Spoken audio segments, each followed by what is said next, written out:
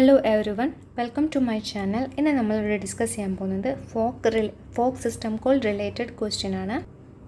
ഞാൻ പ്രീവിയസ് വീഡിയോയിൽ എന്താണ് ഫോക്ക് സിസ്റ്റം കോൾസ് അതിൻ്റെ എക്സാമ്പിൾസ് ഒക്കെ ഡിസ്കസ് ചെയ്തിരുന്നു. ഇന്നത്തെ വീഡിയോയിൽ ഞാൻ ഡിസ്കസ് ചെയ്യാൻ പോകുന്നത് എക്സാമിന് ചോദിക്കാവുന്ന ടൈപ്പ് ഓഫ് ക്വസ്റ്റ്യൻസ് ആണ്. പലതരത്തിലാണ് നമുക്ക് ഫോക്ക് റിലേറ്റഡ് ക്വസ്റ്റ്യൻസ് വരിക.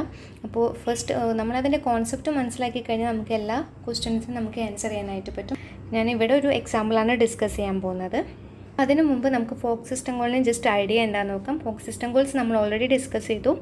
ഒരു ചൈൽഡ് പ്രോസസ്സിനെ ക്രിയേറ്റ് ചെയ്യുന്നതിന് വേണ്ടിയിട്ടാണ് നമ്മൾ ഫോക്ക് സിസ്റ്റം കോൾസ് യൂസ് ചെയ്യാമെന്ന് പറഞ്ഞു. അത് റിട്ടേൺ ചെയ്യുന്നത് മെയിനായി 3 വാല്യൂസ് ആണ്: -1, 0, 1. ചൈൽഡ് പ്രോസസ്സ് ഒന്നും ക്രിയേറ്റ് ചെയ്തിട്ടില്ലെങ്കിൽ -1 ആണ് റിട്ടേൺ ചെയ്യാം. ഒരു ചൈൽഡ് പ്രോസസ്സാണ് ക്രിയേറ്റ് ആവുന്നതെങ്കിൽ അത് റിട്ടേൺ ചെയ്യുന്നത് 0 ആണ്. പാരൻറ്റ് പ്രോസസ്സാണ് ക്രിയേറ്റ് ചെയ്യുന്നതെങ്കിൽ അത് റിട്ടേൺ ചെയ്യുന്ന വാല്യൂ 1 ആണ്. ഓക്കെ, അപ്പോൾ നമുക്ക് ഇവിടെ പ്രോഗ്രാം ഡിസ്കസ് ചെയ്യാം. അതിനു മുമ്പ് നമ്മൾ ഈ എൻറ്റയർ പ്രോഗ്രാമിനെ നമ്മളൊരു സിംഗിൾ പ്രോസസ്സായിട്ട് കൺസിഡർ ചെയ്യാം.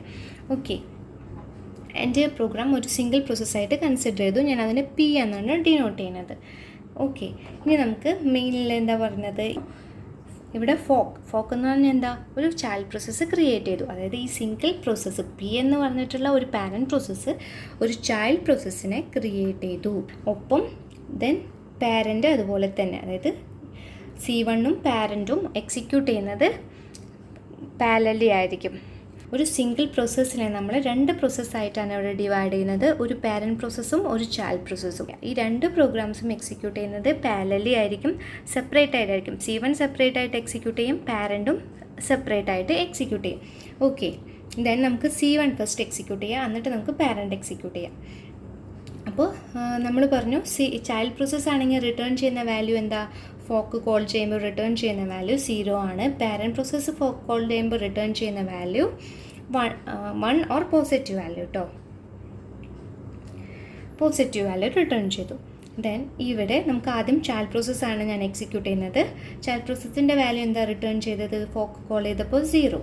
അപ്പോൾ ഇവിടെ 0 ആണ്. പിന്നെ നമ്മളിവിടെ ഒരു ആൻഡ് ഓപ്പറേഷൻ ആണ് നടക്കുന്നത്. അപ്പോൾ 0ൻ്റെ കൂടെ എന്ത് ആൻഡ് ഓപ്പറേഷൻ ചെയ്താലും നമുക്ക് കിട്ടുന്ന വാല്യൂ 0 ആയിരിക്കും. അപ്പോൾ കണ്ടീഷൻ ഫോൾസ് ആയിരിക്കും. അതുകൊണ്ട് നമ്മൾ ഒരു ചെക്ക് ചെയ്യേണ്ട കാര്യമില്ല. നമുക്ക് ഡയറക്റ്റ് പ്രിൻ്റ്-എഫിലേക്ക് വരാം. പ്രിൻ്റ്-എഫിൽ എന്താ 1 എന്ന് പ്രിൻ്റ് ചെയ്തു.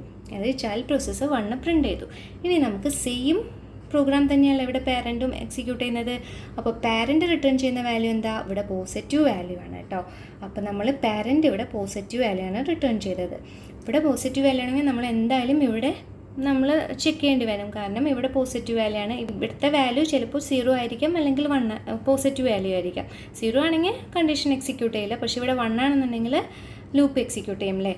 അപ്പോൾ നമ്മൾ ഇവിടെ പോസിറ്റീവ് വാല്യൂ ആണ്. അപ്പോൾ എന്തായാലും ഈ കണ്ടീഷൻ നമ്മൾ ചെക്ക് ചെയ്യേണ്ടി വരും.